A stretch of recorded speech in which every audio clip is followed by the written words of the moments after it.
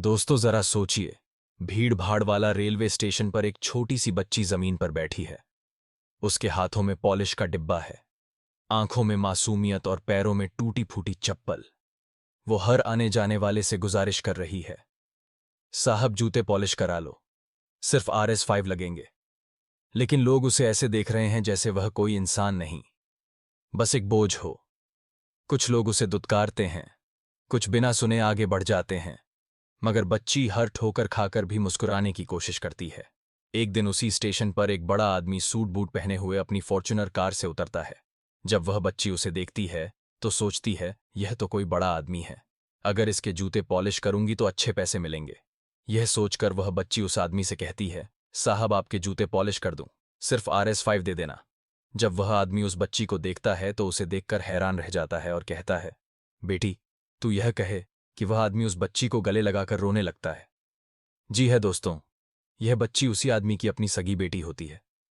पर दोस्तों, वो बच्ची अपने पिता को पहचान नहीं पाती है और उसे रोता छोड़ डर की वजह से यह कहकर चली जाती है कि अगर मैं आपके साथ गई और आप झूठे निकले, मुझे बेच दिया, फिर मैं कहाँ जाऊं। रेलवे स्टेशन पर भीड़ उमड़ रही थी। ट्रेनों की सीटी, चाय वालों की आवाजें, कुलियों की भागदौड़, चारों तरफ शोर ही शोर। भीड़ के उस शोरगुल में प्लेटफार्म नंबर 3 पर एक छोटी सी बच्ची जमीन पर बैठी थी। उसके हाथ में पॉलिश का डिब्बा और ब्रश था। फटे पुराने कपड़े, नंगे पैर और धूल से सना चेहरा था, लेकिन फिर भी मुस्कुरा रही थी। वो हर आने जाने वाले से कहती, साहब जूते पॉलिश करा लो, सिर्फ RS5 लगेंगे। कुछ लोग उसे नजरअंदाज कर आगे बढ़ जाते, कुछ उसे डांट कर भगा देते, लेकिन कुछ ऐसे भी होते जो उस मासूमियत पर तरस खाकर उसे दो चार सिक्के फेंक देते। वह बच्ची थी सोनू। किसी को नहीं पता था कि उसका असली नाम क्या है, कहां से आई है। स्टेशन ही उसका घर था, फर्श ही उसका बिस्तर और वही आसमान उसकी छत। सोनू सुबह से रात तक मेहनत करती। कभी कभी पूरे दिन में उसे सिर्फ 5 या RS10 ही मिल पाते। उन पैसों से वह स्टेशन के बाहर वाले ठेले से बासी ब्रेड या ठंडी समोसा खरीदकर खा लेती। उसके लिए यही बहुत था, क्योंकि उसके पास कोई मां नहीं थी जो खाना बना सके, कोई बाप नहीं था जो उसकी देखभाल कर सके। जब कोई उससे पूछता, बेटी तेरा घर कहाँ है, तो सोनू बस एक ही जवाब देती, मुझे याद नहीं, बस इतना याद है कि मैं बहुत छोटी थी और रोते रोते यहां आ गई थी। हर रात जब ट्रेनें धीरे धीरे खाली हो जाती, स्टेशन सुनसान हो जाता, तब सोनू किसी कोने में सिकुड़ कर बैठ जाती। वो अक्सर आसमान की तरफ देखकर फुसफुसाती, माँ पापा आप कहाँ हो, मैं अकेली हूं। लेकिन उस मासूम आवाज का जवाब सिर्फ सीटी बजाती ट्रेनें देती। दोस्तों, उसी शहर में करोड़पति अरुण मल्होत्रा का बंगला था। अरुण मल्होत्रा अपने बंगले में बैठे थे। उनके हाथ में एक पुरानी तस्वीर थी, एक नन्ही बच्ची की तस्वीर। वह तस्वीर देखकर उनकी आंखें हर रोज भर जातीं। वह तस्वीर उनकी खोई हुई बेटी अनाया की थी। सालों पहले एक बरसात की रात अरुण और उनकी पत्नी समीरा अपनी बेटी को हमेशा के लिए खो बैठे थे। अरुण के पास आज भी दौलत थी, शोहरत थी, लेकिन दिल खाली था। हर रात वह भगवान से सिर्फ यही दुआ मांगते, हे भगवान, मेरी बेटी को वापस लौटा दो। तो अगली सुबह स्टेशन पर हमेशा की तरह भीड़ उमड़ रही थी। सोनू अपने छोटे छोटे हाथों में पॉलिश का डिब्बा लिए यात्रियों के जूते चमका रही थी। चेहरे पर थकान साफ झलक रही थी, लेकिन आंखों में वही जिद थी, आज कुछ ज्यादा कमा लूं तो भरपेट खाना खा लूंगी। तभी स्टेशन पर एक लंबी काली गाड़ी आकर रुकी। गाड़ी से उतरे शहर के मशहूर उद्योगपति अरुण मल्होत्रा। चारों तरफ लोग उन्हें पहचान कर फुसफुसाने लगे, वो देखो, मल्होत्रा साहब आए हैं। अरुण वहां किसी मीटिंग के सिलसिले में आए थे, लेकिन जैसे ही वह प्लेटफार्म पर पहुंचे, उनकी नजर उस छोटी बच्ची पर पड़ी। अरुण ने देखा, यह तो वही बच्ची है। धूल से सना चेहरा, बिखरे बाल, फटे कपड़े, लेकिन आंखों में कुछ ऐसा था जिसने उनका दिल रोक दिया। वो बच्ची उनकी ओर बढ़ी और मासूमियत से बोली, साहब जूते पॉलिश करा लो, सिर्फ RS5 लगेंगे। जब अली तो मावे चौंके फिर झुककर उसके चेहरे को गौर से देखने लगे। उनके दिल ने जैसे कहा, यह आंखें मैंने कहीं देखी हैं, यह मासूमियत बिल्कुल अनाया जैसी है। लेकिन तुरंत ही उन्होंने खुद को रोक लिया। नहीं, यह कैसे हो सकता है, मेरी बेटी तो सालों पहले खो गई थी। अरुण ने उससे पूछा, बेटी तू यह काम क्यों कर रही है, तेरे माँ बाप कहाँ हैं। सोनू ने पल भर को उसकी आंखों में देखा, फिर धीरे से बोली, मुझे नहीं पता साहब। मैं जब से याद कर सकती हूं यहीं हूं। स्टेशन ही मेरा घर है। अरुण का दिल जैसे किसी ने मुट्ठी में भी लिया। उनकी आंखों में आंसू छलक आए। उन्होंने तुरंत अपनी जेब से कुछ नोट निकालकर सोनू के हाथ में रख दिए। यह रख ले बेटी और आज आराम कर ले। सोनू ने पैसे वापस लौटा दिए। नहीं साहब, मैं भीख नहीं लेती। अगर पैसे देने हैं तो जूते पॉलिश करा लो। मेहनत का पैसा चाहिए, यूं ही नहीं। यह सुनकर अरुण सन्न रह गए। इतनी छोटी बच्ची और इतनी बड़ी बातें, वह देर तक उसे देखते रह गए। अरुण के मन में सवाल उठ रहे थे। क्या यह मेरी बेटी हो सकती है? नहीं, यह कैसे मुमकिन है? लेकिन उनके दिल की गहराई में कहीं ना कहीं उम्मीद की एक किरण जाग चुकी थी। उन्होंने अपने सहायक से कहा, इस बच्ची पर नजर रखना। मुझे इसके बारे में सब जानना है। उस रात अरुण अपने कमरे में देर तक तस्वीरें देखते रहे। पुरानी एल्बम खोली। अनाया की बचपन की तस्वीरें सामने थीं। वो गोल गोल आंखें, वो मासूम मुस्कान, और फिर उन्हें याद आया स्टेशन पर मिली बच्ची की आंखें। नहीं, यह एक इत्तेफाका नहीं हो सकता। अरुण का दिल मानने को तैयार नहीं था कि यह बच्ची कोई अजनबी है। दूसरी ओर सोनू अपने छोटे से कोने में बैठी थी। पैसे गिने पूरे दिन में सिर्फ RS30 बने थे। उसमें से आधे उसने खाने पर खर्च कर दिए। बाकी पैसे उसने एक पुराने डिब्बे में रख दिए, जिसमें वह रोज थोड़ा थोड़ा जमा करती थी। उसका सपना था, एक दिन मैं पढ़ाई करूंगी और फिर कोई बड़ा काम करूंगी। लेकिन उसे यह कहां पता था कि उसकी असली पहचान उससे कहीं बड़ी है। कुछ दिनों बाद अरुण फिर से स्टेशन पर आए। वह बच्ची फिर वहीं कर रही थी। लोगों के जूते चमका रही थीं। इस बार अरुण ने अपने जूते आगे बढ़ा दिए। सोनू झुककर उन्हें चमकाने लगी। अरुण उसे गौर से देख रहे थे। हर बार जब सोनू झुककर ब्रश चलाती, उसके बालों की लटें चेहरे पर गिरतीं। वो नजारा अरुण के दिल को चीर देता। उन्होंने धीरे से पूछा, बेटी तेरा नाम क्या है? सोनू ने मुस्कुराकर जवाब दिया। सोनू अरुण ठिठक गए। झरना किशक सोनू। अनाया को भी हम प्यार से यही बुलाते थे। उनकी आंखें भर आईं। दिल की धड़कन तेज हो गई। उन्होंने कांपते होठों से पूछा, बेटा तुम्हारा नाम सोनू है? किसने रखा यह नाम? बच्ची ने मासूमियत से मुस्कुराकर जवाब दिया, पता नहीं साहब, जब से होश संभाला है सब मुझे सोनू ही कहते हैं। किसी ने असली नाम कभी नहीं बताया। यह सुनते ही अरुण के पैरों तले जमीन खिसक गई। उनके कानों में मानो किसी ने बम फोड़ दिया हो। वो उसी पल अतीत की गहराई में खो गए, सालों पहले। अरुण और उनकी पत्नी संध्यान के घर खुशियां ही खुशियां थीं। अरुण उस वक्त अपनी मेहनत और लगन से करोड़ों की कंपनी खड़ी कर रहे थे। घर में उनकी 5 साल की बेटी अनाया सबकी जान थी। उसकी मासूम हंसी, उसकी तुतलाती बातें पूरे घर को रोशन कर देती थीं। एक शाम अरुण एक बिजनेस मीटिंग के लिए बाहर गए हुए थे। संध्या अनाया को लेकर मंदिर गई थी। मंदिर के बाहर भीड़-भाड़ थी। संध्या ने पलटकर देखा तो अनाया उसके बगल में थी, लेकिन अगले ही पल वो कहीं गायब हो गई। अनाया, अनाया, संध्या चीख चीख कर रोने लगी। लोग इकट्ठा हो गए। पुलिस को बुलाया गया, लेकिन बच्ची का कोई सुराग नहीं मिला। उस हादसे ने अरुण और संध्या की दुनिया उजाड़ दी। अरुण को लगा जैसे उनकी सारी दौलत, सारी शान बेकार हो गई। वह रोज अपनी बेटी को खोजने की कसम खाते रहे। पुलिस ने कहा, शायद बच्ची का अपहरण हो गया, लेकिन सालों तक खोजने के बाद भी अनाया का कोई पता नहीं चला। जिंदगी पटकर है आगे बढ़ी, पर उस हादसे ने उनके रिश्ते में भी दरार डाल दी। संध्या को लगता था कि अरुण ने उसकी सुरक्षा पर ध्यान नहीं दिया। अरुण को लगता था कि भगवान ने उनके साथ अन्याय किया, और इसी कश्मकश में दोनों अलग हो गए। अरुण की आंखों से आंसू रुकने का नाम नहीं ले रहे थे। उन्होंने कांपते हाथों से बच्ची का चेहरा पकड़ लिया। बेटा, क्या तुम्हारे पास कोई पुरानी तस्वीर है? कोई याद, कोई निशानी? सोनू ने धीरे से सिर झुका लिया। साहब, मेरे पास कुछ नहीं है, बस ये पायल है।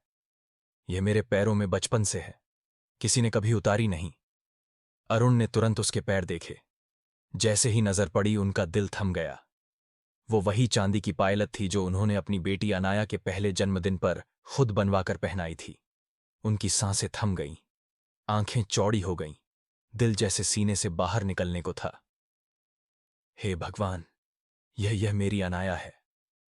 अरुण फूट फूट कर रोने लगे। बच्ची हैरानी से उन्हें देख रही थी। अरुण जमीन पर घुटनों के बल बैठ गए। आंसुओं से उनका चेहरा भीग चुका था। उन्होंने कांपती आवाज में कहा, बेटा, तू मेरी अनाया है, मेरी खोई हुई गुड़िया। देख ये पायल, ये तेरे पैरों में मैंने खुद पहनाई थी। तू मेरी बेटी है बेटा। बच्ची की मासूम आंखों में उलझन थी। वो धीरे धीरे पीछे हट गई। ना नहीं साहब, आप गलती कर रहे हो। मैं अनाया नहीं हूं, मैं तो बस सोनू हूं।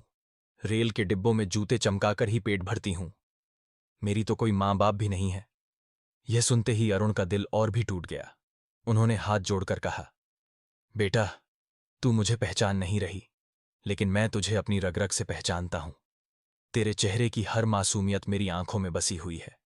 भीड़ धीरे धीरे इकट्ठी होने लगी। लोग तमाशा देखने लगे। कोई कह रहा था, अरे, यह तो करोड़पति साहब हैं और रो रहे हैं एक जूते साफ करने वाली बच्ची के लिए। कोई कह रहा था, शायद सच में यह उनकी खोई हुई बेटी हो। लेकिन बच्ची डर गई। उसने हाथ छुड़ाया और कांपती आवाज में बोली, नहीं, मुझे जाने दो।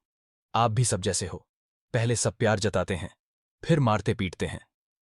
मुझे अपने हाल पर छोड़ दो। यह सुनकर अरुण के दिल पर किसी ने हजारों छुरियां चलाई हों। उनकी आंखें सुन्न हो गईं। उन्होंने बच्ची का चेहरा थामने की कोशिश की, मगर बच्ची तेजी से भागकर स्टेशन बाबा की भीड़ में गुम हो गई। अरुण जमीन पर बैठ गए। उनके होठों से बस एक ही नाम निकल रहा था, अनाया, अनाया। उस रात अरुण चैन की नींद नहीं सो पाए। बार बार वही चेहरा उनकी आंखों में घूमता रहा। वो मासूम मुस्कान, वो पायल, वो नाम सोनू। उनके मन में कोई शक नहीं रहा। वो बच्ची मेरी अनाया ही है। अब चाहे पूरी दुनिया मुझे पागल कहे, लेकिन मैं उसे वापस घर लाकर रहूंगा। सुबह होते ही अरुण स्टेशन की ओर निकल पड़े। रात भर की बेचैनी ने उनकी आंखों को सुझा दिया था, मगर दिल में एक अजीब सी ताकत थी। भीड़भाड़ वाले प्लेटफार्म पर चारों तरफ नजर दौड़ाते रहे। कहाँ गई वो? कहीं यह सपना तो नहीं था? कुछ देर बाद उन्होंने देखा, वही बच्ची कोने में बैठी थी। फटे पुराने कपड़े, धूल से भरा चेहरा और छोटे छोटे हाथ जिनसे वह जूतों पर ब्रश चला रही थी। अरुण की आंखों में चमक आ गई। वो दौड़कर उसके पास पहुंचे। अनाया बेटा, बच्ची ने झटके से सिर उठाया और अरुण को देखा। चेहरे पर डर और गुस्सा दोनों थे। फिर आप आ गए? क्यों पीछा कर रहे हो मेरा? मैंने कहा ना, मैं आपकी बेटी नहीं हूं। अरुण ने उसके सामने हाथ जोड़ ली। बेटा, एक बार मेरी बात मान ले। अगर तू मेरी अनाया नहीं निकली तो मैं कसम खाता हूं तुझे दोबारा परेशान नहीं करूंगा। बस मुझे सच जानने दे। बच्ची चुप हो गई। उसकी मासूम आंखों में एक अजीब सी थकान थी। सच? कौन सा सच? मुझे तो अपना असली नाम तक नहीं पता। जिन लोगों ने मुझे पाला, उन्होंने बस यही कहा कि मुझे रेलवे प्लेटफार्म पर अकेला पड़ा पाया था। शायद मेरे मां बाप मुझे छोड़कर चले गए। यह सुनकर अरुण की आंखों में फिर आंसू आ गए। नहीं बेटा, तेरे मां बाप तुझसे बहुत प्यार करते थे। तुझे कभी छोड़ नहीं सकते थे। तू गुम हो गई थी और आज तक मैं तुझे ढूंढ रहा हूं। भीड़ फिर से इकट्ठा होने लगी। लोग फुसफुसा रहे थे, यह करोड़पति तो सच में पागल हो गया लगता है। नहीं भाई, देख उसकी आंखें। कोई बाप झूठे आंसू ऐसे नहीं बहाता। अरुण ने बच्ची से धीरे से कहा, अगर तू चाहती है तो हम टेस्ट करवा सकते हैं। डीएनए टेस्ट से सब साबित हो जाएगा। और अगर तू मेरी बेटी नहीं निकली तो मैं तुझसे कभी कुछ नहीं कहूंगा। लेकिन अगर तू मेरी अनाया निकली तो मैं तुझे इस नरक से निकालकर अपने घर ले जाऊंगा। बच्ची के दिल में हलचल मच गई। वह चुपचाप अरुण की तरफ देखती रही। जिंदगी भर किसी को अपना कहने का सुख नहीं पाया था, पर उसके मन में डर भी था। कहीं यह आदमी झूठा निकला तो कहीं उसे धोखा देकर बेच ना दे। वह धीरे से बोली, अगर मैं आपके साथ गई और आप झूठे निकले तो मैं फिर कहां जाऊंगी? अरुण ने उसका चेहरा थामकर कहा, बेटा, मैं तुझे भगवान की कसम खाकर कहता हूं, मैं तुझे कभी धोखा नहीं दूंगा। अगर तू मेरी बेटी नहीं भी निकली तो भी मैं तुझे अपनी बेटी बनाकर रखूंगा।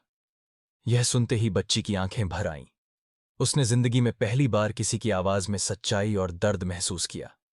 उसने कांपती आवाज में कहा, साहब, मुझे नहीं पता कि मैं सच में आपकी बेटी हूं या नहीं, पर पहली बार किसी ने मुझे अपनेपन से देखा है। पहली बार किसी ने कहा है कि वह मुझे कभी छोड़ेंगे नहीं। अरुण ने उसका हाथ थाम लिया। अनाया, चाहे तू मानो या ना मानो, पर मेरा दिल कह रहा है कि तू ही मेरी खोई हुई बेटी है। चल मेरे साथ, सच्चाई का पता हम दोनों मिलकर लगाएंगे। बच्ची धीरे धीरे सिर झुकाकर मान गई। अरुण उसे अपनी कार तक ले गए। भीड़ अब भी खड़ी थी।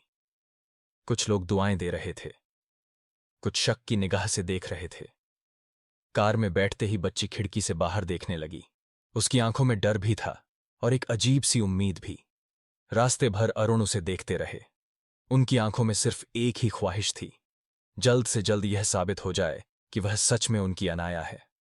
जैसे ही कार अस्पताल के गेट पर रुकी, बच्ची ने धीमे से अरुण का हाथ पकड़ लिया। अगर मैं आपकी बेटी निकली तो आप मुझे कभी छोड़ोगे तो नहीं? अरुण की आंखें भर आईं। उन्होंने उसका माथा चूमकर कहा, बेटा, अगर तू मेरी अनाया निकली तो मैं तुझे कभी अपनी नजरों से दूर नहीं जाने दूंगा, और अगर तू मेरी अनाया नहीं भी निकली तब भी तुझे बेटी बनाकर रखूंगा। बच्ची की आंखों से फिर से आंसू छलक पड़े। वह पहली बार अपने दिल से मुस्कुराई। अरुण ने उसके सिर पर हाथ फेरते हुए कहा, अब जो भी होगा हम साथ मिलकर झेलेंगे। अस्पताल में टेस्ट के लिए सैंपल दिए गए। अरुण का दिल धड़कनों से बाहर निकल रहा था। घड़ी की हर सुई उनके लिए सदियों जैसी लग रही थी। आखिरकार रिपोर्ट हाथ में आई। डॉक्टर ने फाइल खोली, मुस्कुराया और कहा, मिस्टर अरुण, बधाई हो, यह बच्ची सचमुच आपकी ही बेटी है। यह सुनते ही अरुण की आंखों से झरझर आंसू बह के आए। निकले। उन्होंने बच्ची को कसकर गले से लगा लिया। अनाया मेरी गुड़िया, तू सच में मेरी बेटी है। बच्ची भी रोते हुए उनके सीने से लिपट गई। पापा, सच में मेरे पापा। उसी समय अरुण ने सबसे पहला काम किया, संध्या को फोन किया। सालों की नाराजगी और दूरी सब भूलकर बस यही कहा, संध्या, अनाया मिल गई है, हमारी बेटी मिल गई। फोन पर सन्नाटा छा गया। फिर सिर्फ रोने की आवाज आई। संध्या की आंखों से बरसों का दर्द पिघलकर बह निकला। कुछ ही देर में संध्या अस्पताल पहुंच गई। जैसे ही उसने अनाया को देखा, वो पागलों की तरह दौड़ पड़ी। अनाया मेरी बच्ची, मां भवो मौसे। आय का गले मिलना देखकर पूरा अस्पताल भावुक हो उठा। अनाया अपनी मां की गोद में सिसक सिसक कर रो रही थी। मम्मा, मुझे लगा आप मुझे छोड़ गई थीं। संध्या ने रोते हुए उसके माथे पर चुंबन दिया। नहीं गुड़िया, हम तो तुझे हर दिन ढूंढ रहे थे। जिंदगी ने हमें जुदा कर दिया था, लेकिन भगवान ने हमें फिर से मिला दिया। परिवार का पुनर्मिलन। अरुण, संध्या और अनाया तीनों बरसों बाद एक साथ खड़े थे। लोगों की भीड़ ताली बजा रही थी, कोई दुआएं दे रहा था। अरुण ने आकाश की ओर देखा और धीमे से कहा, धन्यवाद भगवान, तूने हमें फिर से एक कर दिया। अनाया ने दोनों का हाथ कसकर पकड़ लिया। अब हम कभी अलग नहीं होंगे, है ना पापा? अरुण और संध्या दोनों ने एक साथ कहा, कभी नहीं बेटा, कभी नहीं। कभी कभी जिंदगी हमें परखती है, बिछड़ाकर आंसू देती है, पर सच्चा प्यार और अपनेपन का रिश्ता कितना भी टूटा हो, वक्त के साथ फिर जुड़ जाता है। अरुण, संध्या और अनाया की कहानी यही साबित करती है कि खून के रिश्ते और दिल का प्यार किसी भी दूरी, किसी भी गलतफहमी से बड़े होते हैं। दोस्तों, अगर आपको ये कहानी अच्छी लगी हो तो वीडियो को लाइक कर दीजिए, और आप हमारी वीडियो को भारत के किस कोने से देख रहे हो ये कमेंट में जरूर बताना।